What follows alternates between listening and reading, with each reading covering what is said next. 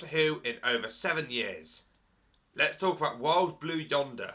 The first thought coming out of this episode was, I'm so impressed that basically during this whole episode, the only actors we see on screen really are Donna and the Doctor, played by Catherine Tate and David Tennant. Those are the only characters we see on screen. And yes, I know there are 4 characters on screen.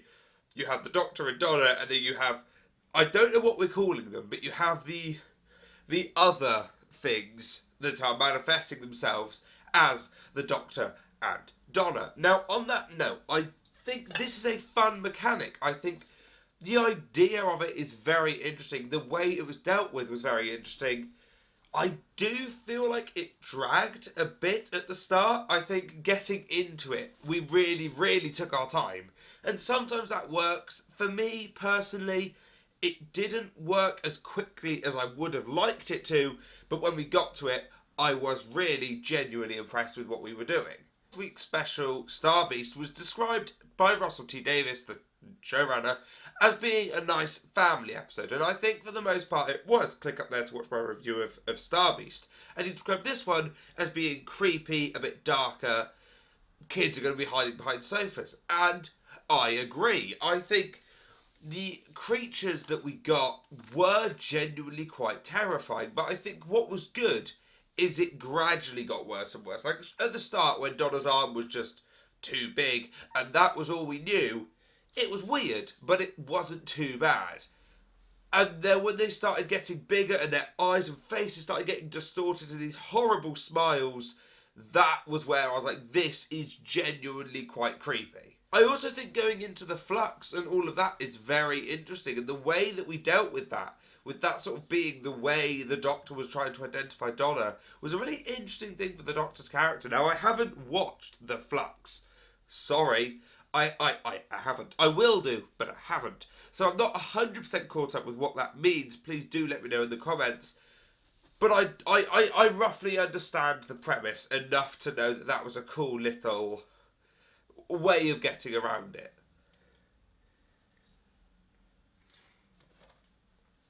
And I know that there were questions of what was Russel T Davies going to keep of Chibnall's lore creation, like obviously the Timeless Child and all that, which I do know about.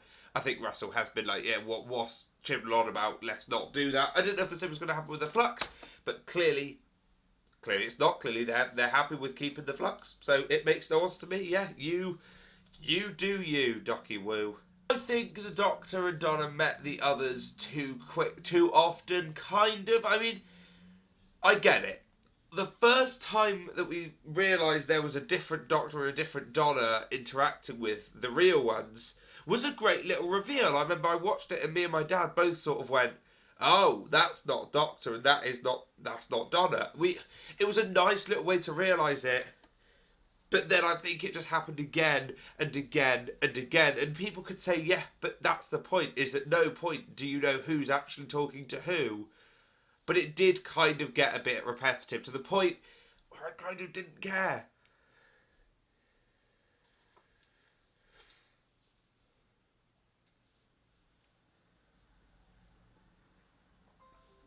Now, there are also 2 more things that I feel like need to be spoken about within this episode. The first one being Isaac Newton. Now, the very start of the episode opens with Isaac Newton discovering gravity. The apple falls on his head. The Doctor and Donna land the TARDIS in the apple tree. Loads of apples. They make a joke, something along the lines of the gravity of the situation. And the whole bit is that Isaac Newton mishears them and thinks it's Mavity, so then it's changed in the timeline to being Mavity, not gravity. That's a fun little bit. Are we going to continue that on with the rest of Doctor Who? I kind of hope not. Like, it's a fun little bit, but I don't think it needs to impact. I've seen people saying, oh no, whenever they mention it in the Whoniverse, they now need to say Mavity. I don't think they do. I really don't think they. I don't think they do. The other part with that scene was the fact that Isaac Newton was not played by a white man. Is that really a big deal? This is not a historic. Spoiler alert: this is not a historically accurate show. False. It never has been. It never has been a historically accurate show. Yes, bits of it are historically accurate, but obviously not all of it is. Because where's the fun in that? So grow up. That's all I'm going to say on that, really. Just, it doesn't matter as much as you think it does. It really doesn't. Second bit I feel like we need to talk about, obviously, being the return of Bernard Cribbins as Wilfred Mott. Now, I know I say I haven't watched Doctor Who for 7 years, but I watched the Tennant years and I love Wilfred Mott. Now, seeing him back was obviously bittersweet, as any Doctor Who fan will know. This is the last time we are seeing Bernard Cribbins on screen.